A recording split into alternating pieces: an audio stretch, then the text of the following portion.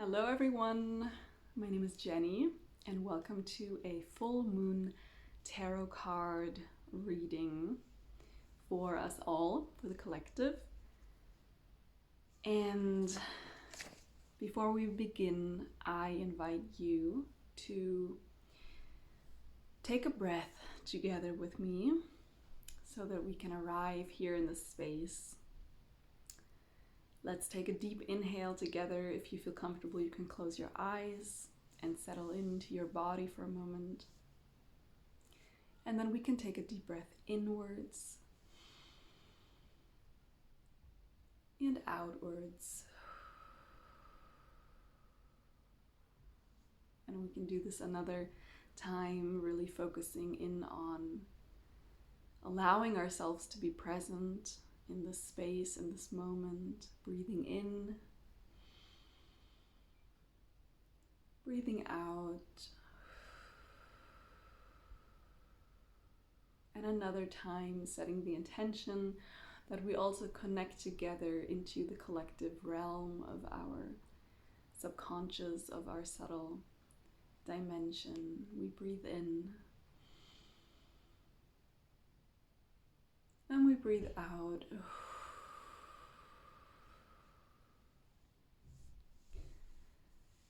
And if you had your eyes closed, you can slowly open them again. Maybe you want to greet yourself with a smile. And let's remember why we are meeting here. If you're new here, I talk about astrology, I talk about the tarot. I have a video series exploring the different zodiac signs if you're interested in that. And I also try to share some tarot readings and to ask the tarot for guidance and advice at the moment for the full moons. So we have another full moon.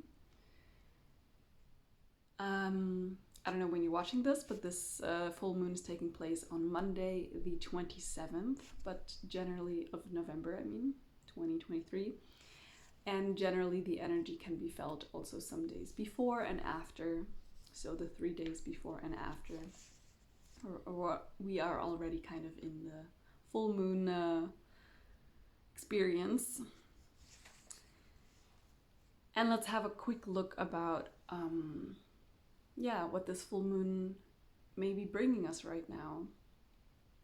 It's happening with the sun in Sagittarius and the moon in Gemini, while the sun is also in a conjunction with Mars and also the asteroid Ceres, which are representing action and harvest also, abundance and nourishment.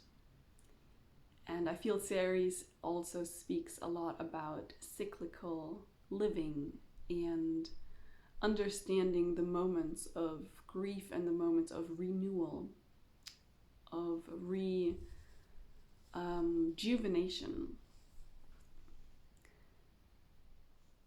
And I've been feeling just a few moments ago the topic of the importance of also sitting down, because right now I'm moving around a lot and I was not sure if I would find the time to sit down and do this reading, even though it was really important to my heart. And I'm happy that I'm making time and making space. And I think that's one of the lessons also we are receiving right now, is really understanding and learning how to take the actions that we know we want to take to support our process of growing and harvesting our own food, our nutrients, our energy, the things that give us life force, and really recognizing what those things are and also putting the actions into those spaces and cultivating those things that really allow us to move forwards ultimately into reaching our bigger sense of achievement, of contentness, of happiness, of moving forwards in our desires, in our purpose. And this opposition with the moon in Gemini right now is a great opportunity to really communicate and understand how to communicate our feelings, what it is that we sense is nourishing for us, understanding the ways in which cycles may be working, and understanding which types of nourishment are for us short-term, mid-term, and long-term. And also a great opportunity to really use our cognitive abilities to also harvest new and fresh insights, to keep harvesting insights from experiences that we have already had, but to utilize each moment of reflection to gain yet another insight, a new perspective, to always cherish and honor all of the experiences that we have already had, and understanding a different or a new or a deeper sense of relevance, and honoring and cherishing that, I think, is right now very very nourishing, very kind for ourselves. Yeah. Another aspect right now is a trine between Lilith and Jupiter, and that may cause some intense feelings. Jupiter is very expansive, but also very protective, very benevolent, and it's in the sign of Taurus, which is a very practical, earthy, grounding sign. But it can also kind of expand into a very stubborn sense of physical need, of physicality. While Lilith brings a raw, primal energy, it can also bring our darker, more rich, shadowy kind of powers. But in the sign of Virgo, I feel it's very connected to an orientation of organization, of wanting to make sense of things, and being really focused also on wanting to be healthy, wanting to find healthy expressions. And I feel this transit is very beautiful. It's giving us an opportunity to really anchor into our intention of being raw and primal and radical in a healthy way. I feel the term radical is right now very connected with this Lilith trine, and we may feel very, very radical, but in a way that we understand in which way it is really benevolent, and in which way it's really loving and caring, these qualities, and that it may really help us organize and structure our lives in a way that brings us more abundance, more health, and more long-term connection to being able to understand the smaller little parts that also play into our physical experience, and understanding how those things are connected and moving together. We also have a square with Saturn right now in 0 degrees of Pisces. So the square is between Ceres, Mars, and the Sun, and I feel the topic of time shifting in our perception may be something that you could be feeling right now. And this can be both pleasant and unpleasant. So we may feel a sense of relief of being able to understand that we actually have much more time than we sometimes fear that we don't have time anymore. And I also feel that it's really about understanding how the things that we are harvesting and that we are deciding and the actions that we are taking and all of these goals that we are setting for ourselves, how they are either in alignment or not even in alignment, but how they are connected to our spiritual, religious, soul, philosophical, internal structures, and the authority that we have been giving to certain people or words or structures or institutions or other things we perceive, such as time, or the authority we give to the third dimension as opposed to other dimensions, and how all of that plays into challenging us with the actions that we take, with the abundance that we perceive or don't perceive, and how it influences our whole experience. We also have an opposition with Venus and the North Node, or otherwise a conjunction with Venus and the South Node. So we're also right now in a place where we are really able to feel and sense a lot of these realizations are relating to how we want to experience the world. Venus is in Libra right now, and this is really showing us how we want to feel connections with the world, how we want to be interacting and be part of the world, how we want to be in relationship, but also just in relation. And yeah, understanding our past, crafting our future, and understanding the middle point, the center point. But I want to stop right here with the verbal reflection from the astrology, and I want to ask the tarot for guidance, because that's why I'm here. And I hope that you're still here with me as well. So I'm using 3 beautiful decks today. I'm using the classical Rider-Waite-Smith deck. I'm using also, again, the Motherpeace Tarot deck. And I'm also using a special deck today that is the Triple Goddess Tarot that I'm very excited about. That just came across my path and asked to be included. So let's tune in together for a moment as I shuffle the cards. I'm going to pick 3 cards, and the first question is about the focus of this time. What is the focus right now of this moment, of this transition? The focus of the current moment. It could be a harvest, a realization, a focus of all the things moving.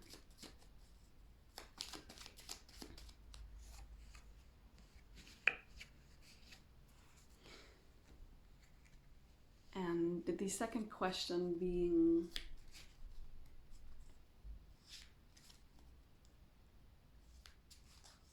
what may be challenging right now? What is transforming right now? What is it that is the challenge, the transformation? And what gives us support in this process? What brings us the support that we need?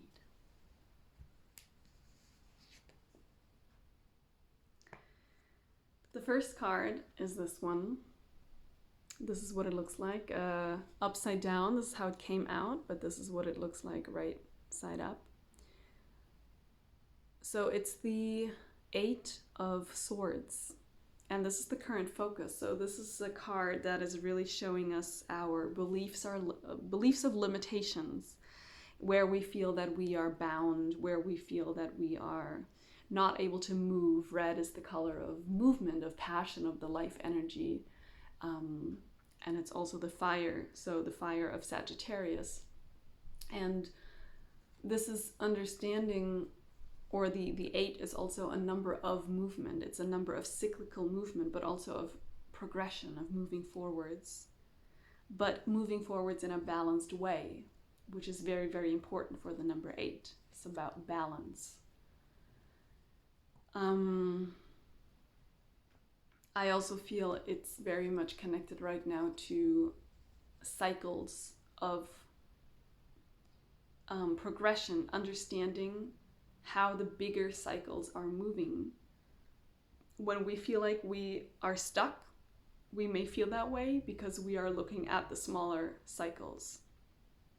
But when we notice the bigger cycles, how has our last 3 years been, then we may notice how far we have actually moved. And if we just focus on how has our last week been, we may have felt like we've not been doing much. So understanding that which perspective we choose is gonna help shift our focus and ultimately also influence our emotions. And right now, it can also be helpful for us if we don't know which steps to take, to not focus so much on asking, what is the step that I should take tomorrow? I don't know, how should I reach my goal? What do I need to do tomorrow?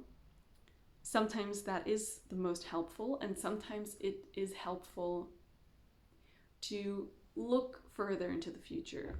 What do I want to be doing in 3 years? Maybe not even doing, because sometimes that can overwhelm us. How do I want to feel in 3 years, or in 5 years, or in 10, or in 1? But how do I want to feel? And focusing in on that feeling and allowing that feeling to activate your inner wisdom so that you can move intuitively in your flow, and focusing on a sensation as your compass, establishing your own heart compass so that you feel which direction to move in when the things are coming in the moment. And you don't have to craft the best step-by-step plan, but you will become the step-by-step plan as you walk. I feel that right now we are at an invitation to really utilize the power of visualization, to really utilize our potential of creating a vision, of crafting a vision, like an aim. With Sagittarius, we have the symbol of the bow and arrow. So where is your target? Where is your bullseye? And then learning how to aim there. And I feel like this figure, for example, if this figure tells the story of its life, and let's just assume that it has been here for a week, for 5 days, and this figure is telling the story of the last 5 days, then that story will be, I couldn't do anything, I wasn't moving, I was stuck, I was bound, I was blind, I couldn't see, I couldn't feel, and nothing happened. Nothing happened. But now let's assume that this figure shares the story of how the last year has been. And then the story may sound very different. A lot has happened, a huge journey.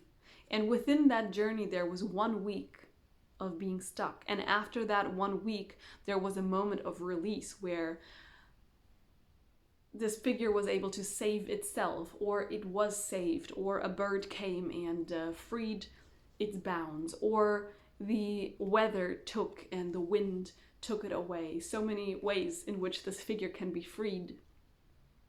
Maybe it wasn't even bound tightly in the first place. and it could just slither its way out.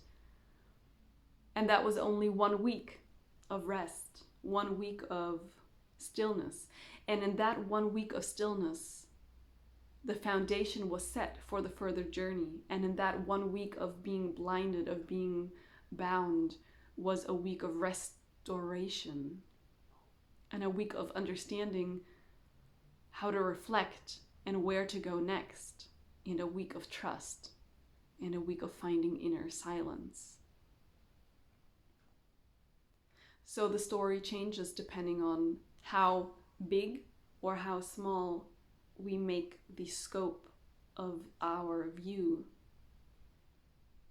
And I think right now we are being reminded to widen that view.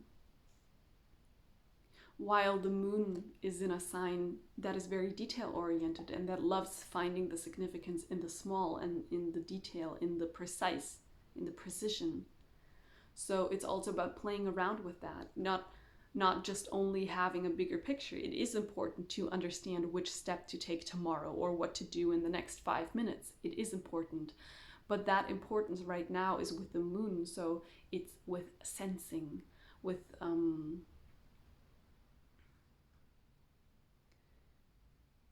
being guided by our intuition, our sense of intuition, and understanding that we guide our intuition and we support it when we set the focus and the aim well, when we set an intention well, and then we support our intuition into being able to become that guidance. This is also very much connected about how our thoughts, how our thought patterns, but also our physical experiences. So sometimes the swords in the tarot are interpreted as the air quality, and the pentacles are the earth, but also there's a way to read the swords as the physical experience. A sword is something that was forged. It was material that was forged from the earth, and it has two sides, and that is how we experience the physical realm. It has two sides, and our experiences, our challenges can become our tools. We can use a sword to cut ourselves free, to cut back plants that have just been overruling our garden, to free our path, to clear out our way. Or we can use the sword to harm, to hurt, and it can become a protective tool, or it can become a tool for aggression. So understanding that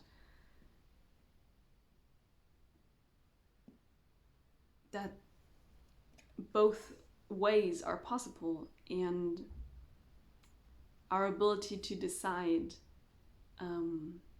becomes the magic tool for which energy we activate, which chemicals do we want our bodies to release, what story are we going to be focusing on, what is the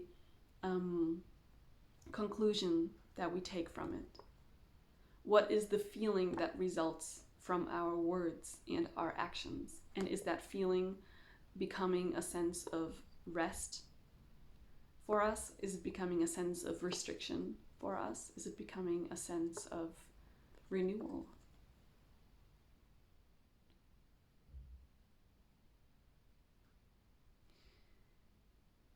I feel like this card is also showing us that we are right now at a moment where we are called to move physically. We are moving into new spaces, new communities, new homes, new countries, new landscapes, and those landscapes can also be non-physical in the sense that they are new psychological landscapes. We may be moving through a new psychological terrain. It may be a new relationship, a new field of studying something, a new book that unlocks a set of ideas that has not been walked in a while. It can be a new acquaintance or a new way of feeling and acting, a new hobby, anything that is new.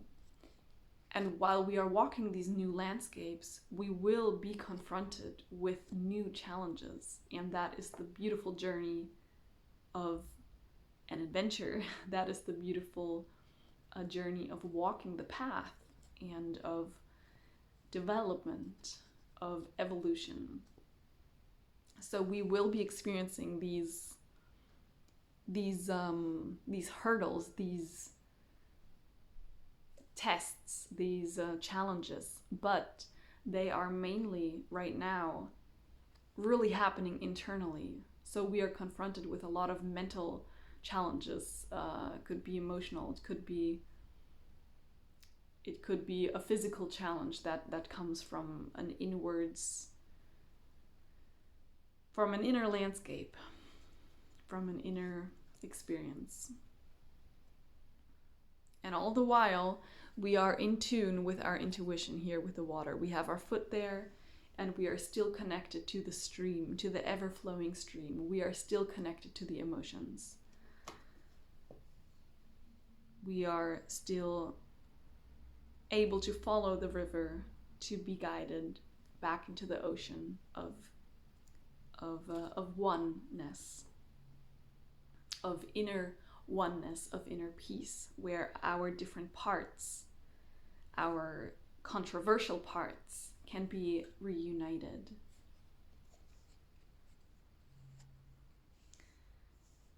The second question, or the second card, was relating to the current challenge and the transformation that is happening. It also came on the upside down, on the head, I wanted to say. So it came like this, but I'll turn it once so you can see this beautiful card. I don't know if it's getting sharp. But yeah, this is the High Priestess. This is card number 2. And the High Priestess, as this figure, also has swords and also the bound eye, the blindfold. And this card is very connected to water, to the ocean, to the moon. This is a card of intuition. So our challenge and the thing that is transforming right now is really connected to our ability to make decisions, our ability to feel and sense these swords as an extension of our energetic antenna. These are our antennas. We receive energy and we send energy at the same time. And really feeling deeply inside, this card came upside down. For me, that shows that this is a very, very deep internal process that we're going through right now. And it's also a process that we can support when we actively initiate it, when we actively choose to go through that process.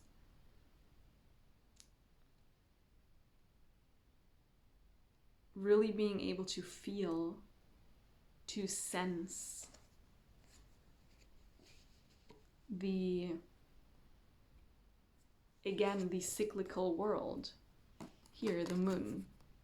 Really being able to sense the part of the cycle that we are in, and to sense also how the cycle was before and how it will continue after.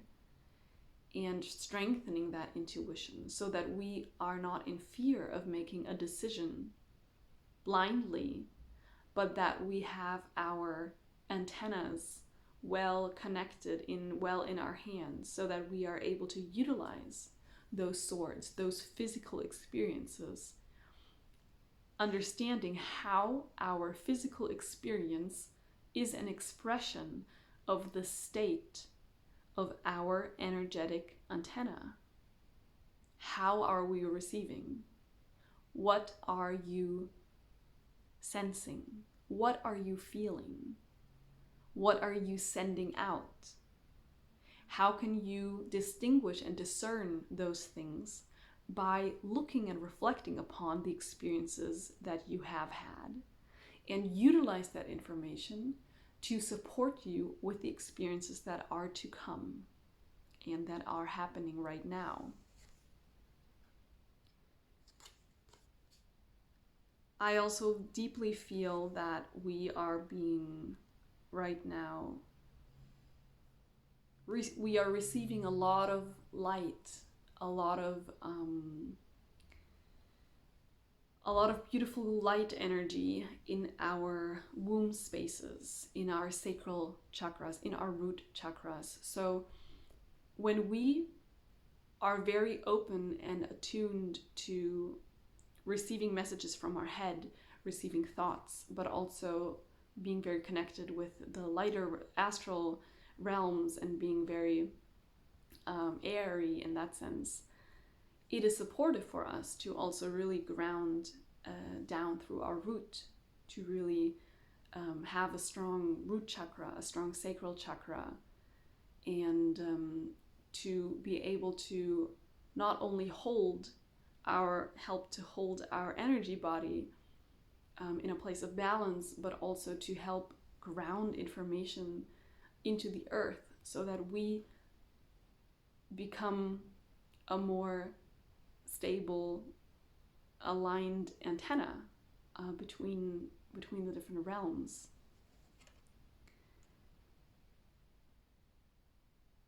And when we make those decisions, we should remember that everything is moving, and being afraid to make a decision is sometimes ends up feeling even worse than having made a wrong decision, because ultimately we learn from every decision that we make. But as long as we are afraid to make any decision, we are communicating to ourselves a lack of trust, and it may be a beautiful experience to remember how to allow ourselves to decide and to be content with our decision, even if it turns out being a mistake. Because ultimately, what is a mistake? This card is also showing us all of our experiences are connected. All of these swords, they are touching each other. They are building a structure together. So all of our experiences are connected and interweaving, and they are resulting in wisdom. They are resulting in experience. So nothing is ever a wrong decision because we extract something from it. We extract insight. We extract self-knowledge.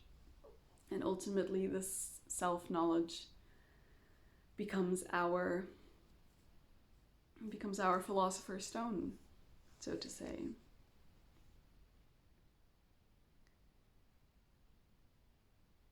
I can sense that there's a very, very tiny little detail here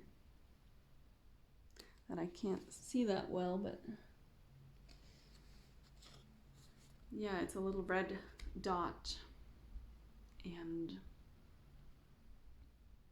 this card is very connected to the ocean. So the ocean also shows its tides, it shows its movement, it shows the cycles in visible ways, without being judged, without judging itself.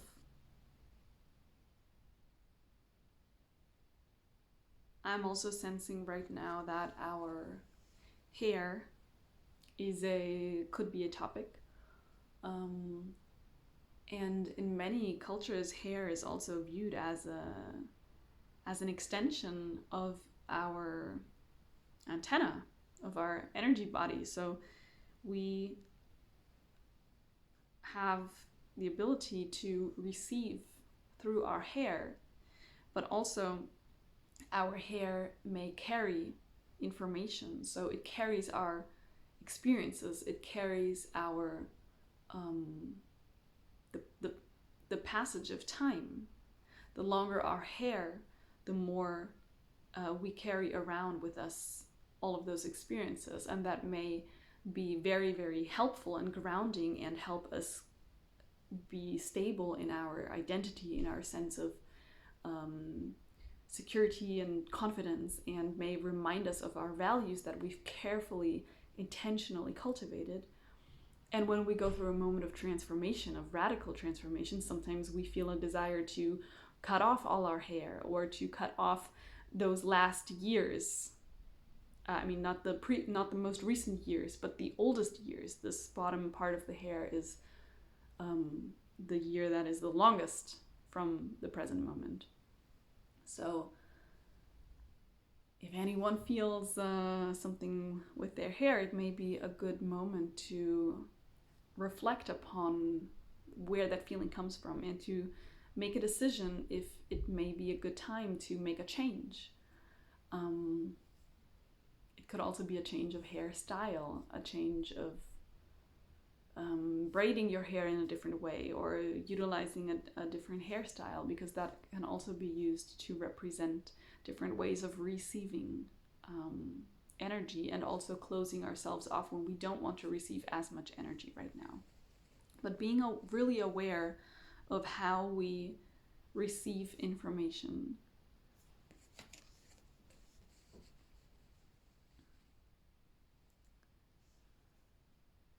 The third card was our support right now. What is supporting this process? And we have here the 5. This is the Hierophant. It's not getting really sharp. I'm not sure why. If anyone has any tips about what to do. So this is the 5. This is a major arcana card. And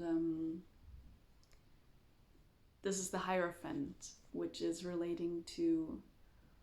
Actually, it's a number that has been very, very present in the last weeks anyways. And if you are in the Telegram channel Web of Wonder, you know that I shared a post about the number 5 just a few, like 2 weeks ago, I think. Because it has been very present. It has been revealing itself everywhere to me, and I'm really feeling its voice. And it connects us to our senses again, to our 5 senses. We are the star, the 5-pointed star that is our head, our 2 hands, our 2 legs in most cases. And all of those limbs have the potential to create, to receive, to move, to act, to craft, and all of that, and to think and to speak. And all of those are actions that are manifesting in this world, that is co-creating in this world, receiving an idea and then moving your body. And through that movement, we are the vessel of expression. We are the vessel of change. We are the vessel of creation. But the Hierophant also reminds us to connect with the information that is flowing through us, to give it a purpose, to give it an intention, and to infuse it with a sense of feeling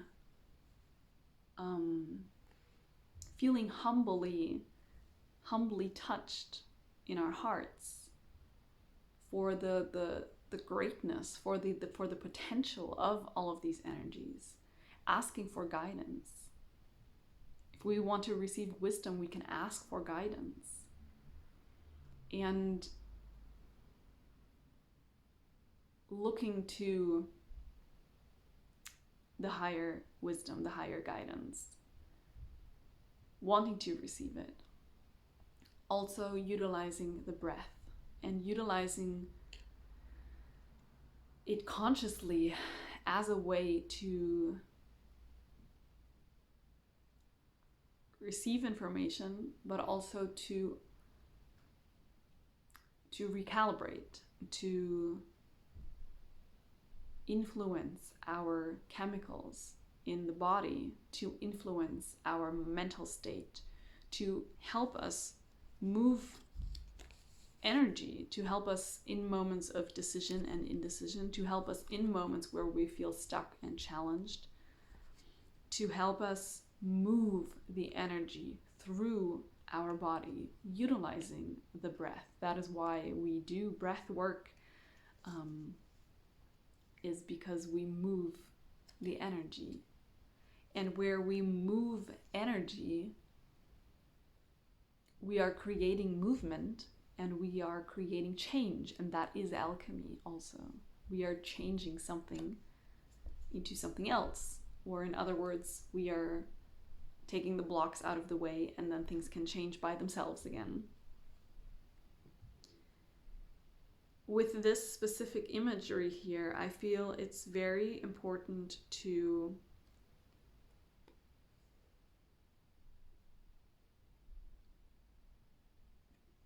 understand the connections. Oh, there's just so much there's so much imagery here on this card that it's really taking me right now into so many worlds of I have so many like connections and memories flowing in right now that it's hard to focus. And it's exactly also what this card is reminding us of is the focus. Right now is the focus. So focusing ourselves and finding also the things that help us focus. Finding the rituals that help us focus. Finding the belief systems that help you focus. Finding the gatherings and the community settings that help you focus on your intention. Finding the spaces in nature and the elements that offer themselves to help you focus on your intention. And that is why we often, when we experience more and more ceremonial settings, ritual settings, we often start taking things with us. Maybe people take objects with them, or wear certain garments, or have certain plants or medicines or stones with them to help them anchor in their intention. Because physically these things do not only represent our intention, but they physically help us connect with it when we have put that energy in there, when we have fed them that energy. So right now, I feel we are also at a moment where we are asked to take the time to put energy into the things, to infuse the areas of our life with our energy, so that they may then hold that energy, so that it may help us grow and stay connected with our intention, so that we can then harvest that intention, and that it helps us reach a new horizon and go beyond where we have not been able to move. I feel that we are reminded of the power of our own little rituals, the bigger rituals, but also the smaller little rituals, and understanding the effect that those rituals have on us. And it's both about understanding which rituals are there that are really, really, really supportive for you, and what are the rituals that are actually the becoming your limitations. Which are your rituals that are keeping you feeling stuck, that are maybe telling you this is what you should be doing, and you end up feeling completely bound and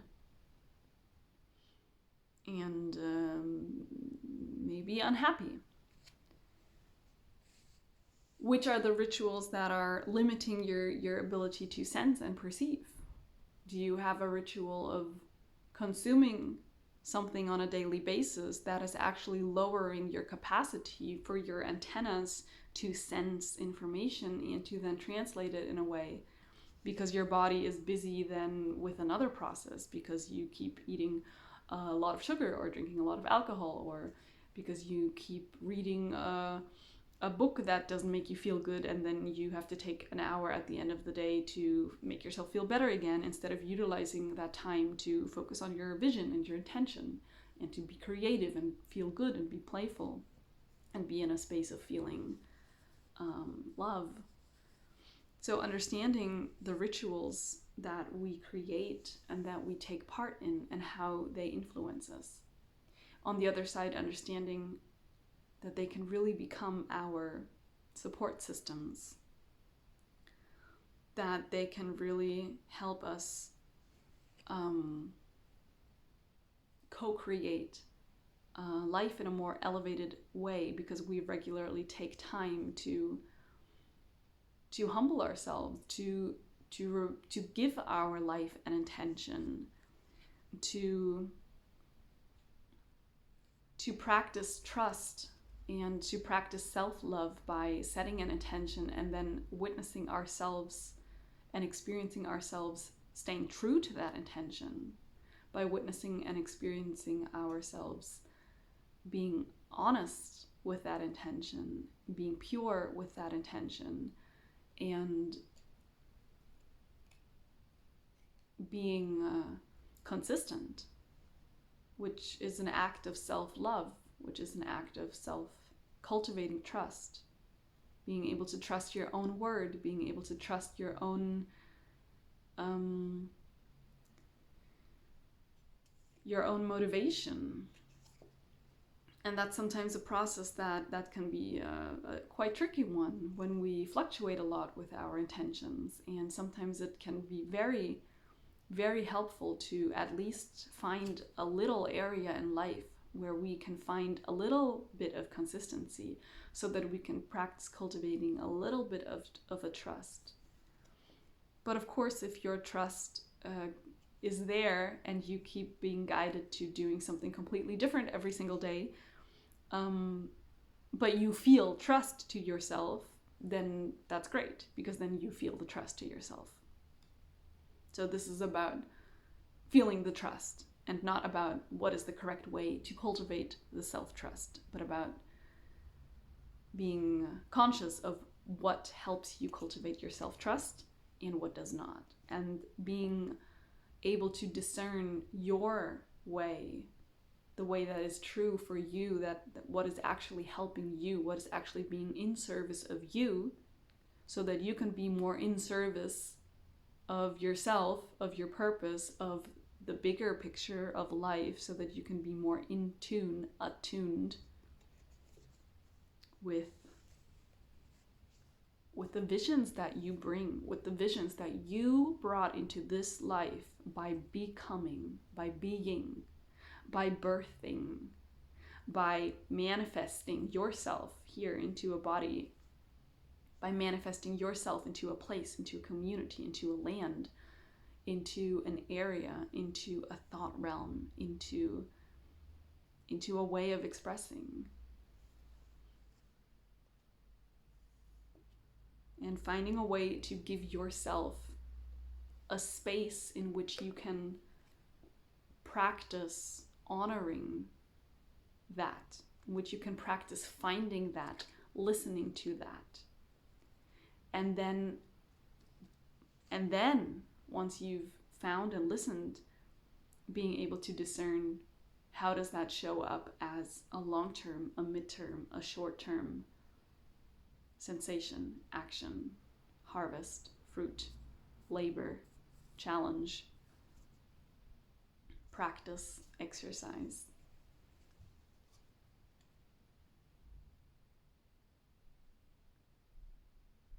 The 5 is also a number of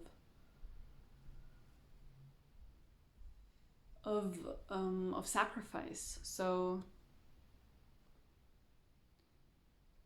being aware of changes that are desired and sacrifices that go hand in hand with those desired changes. And sacrifice may be quite a loaded word for some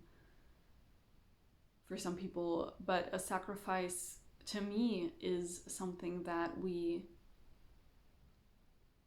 are deciding to give up willingly, consciously, because we understand a bigger viewpoint that allows us to be at peace with no longer having something in present. And it also means to me acknowledging that when we are in a process of creation, we are literally transforming. So literally the thing that is then new cannot not at the same time be what was before. Because if it was still what was before, it would not yet be transformed. If it was still what was before, it would not be new, it would not be different, it would not be changed. The whole concept and idea and definition of change is that what was is no longer, and what is the change. And being ready to embrace that change entails being able to sacrifice the before and understanding the relevance, and being also at peace with all of the befores, being at peace with all of what was there before, finding a way to cherish it, to honor it, and to understand also how the road has been carved, how the bricks have been laid, how all of those experiences are weaving together, constantly changing and transforming the sum of it all. And with each new experience, that sum is altered again and again.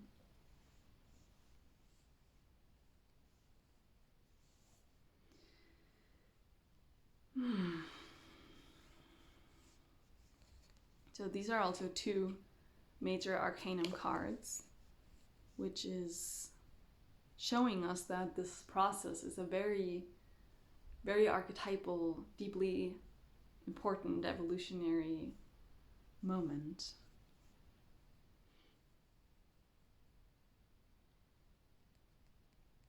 And really that this moment is also, very, very, very important, very pivotal. So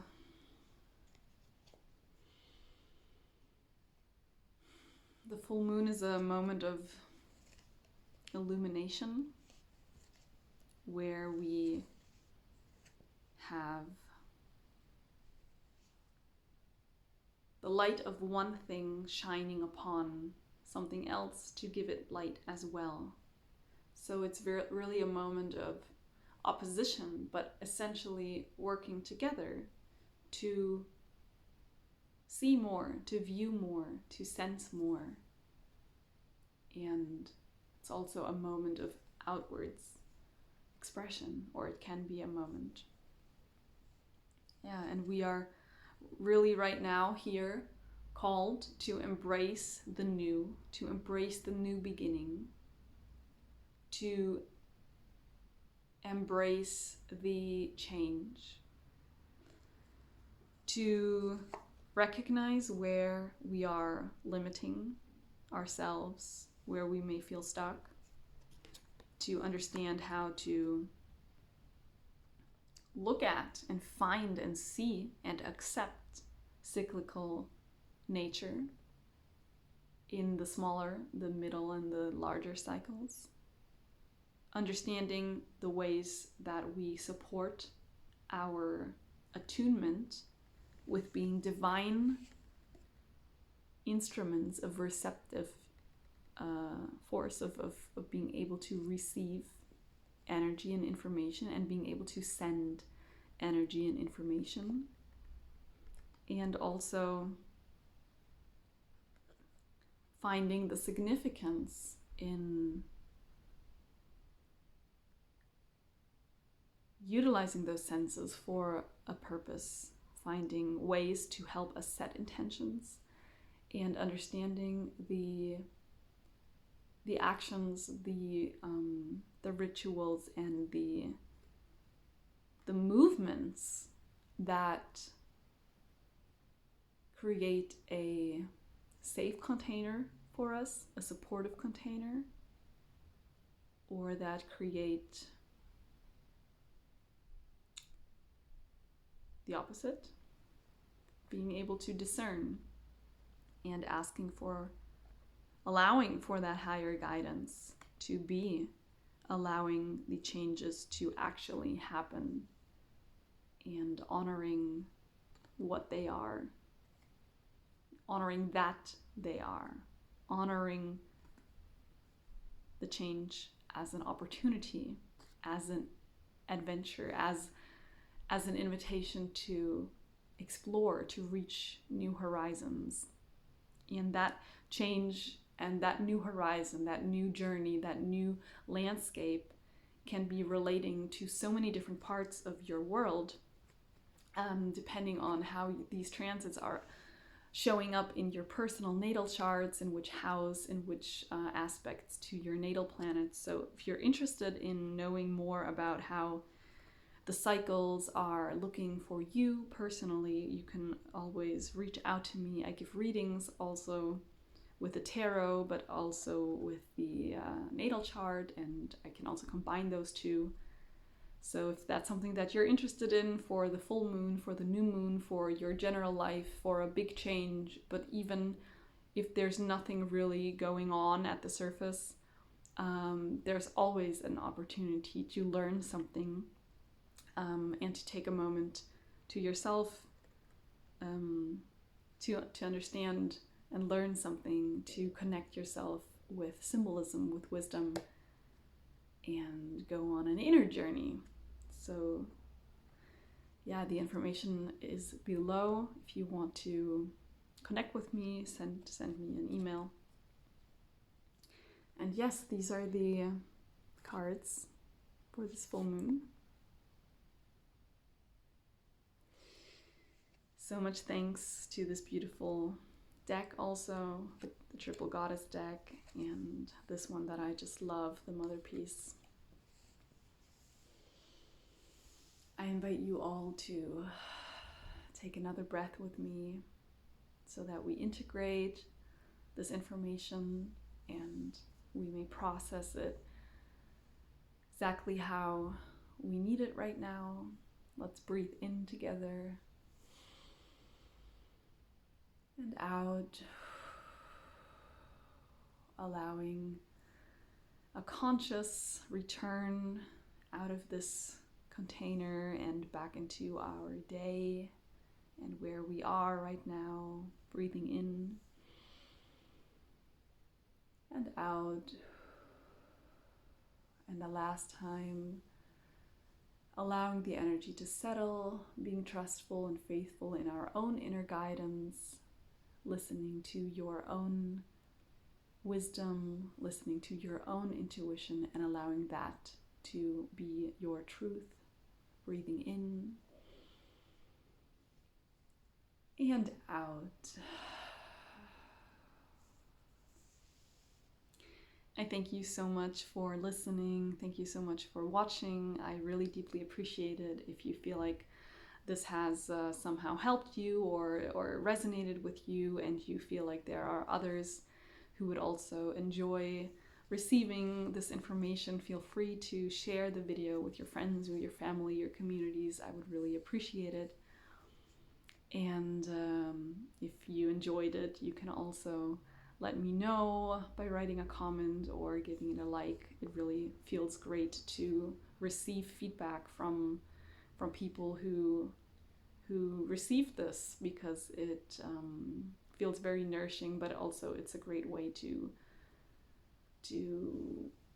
feed the energy for continuous channeling, and also to give feedback, so to also be able to co-create the way in which the messages may be channeled in the future. And I'm very happy to connect with anyone who wants to feel a sense of connection, a sense of community, and common appreciation for the beautiful tarot, for the wisdom of the stars, for the wisdom of nature, and the beautiful beings that we all are. Thank you so much, and see you next time.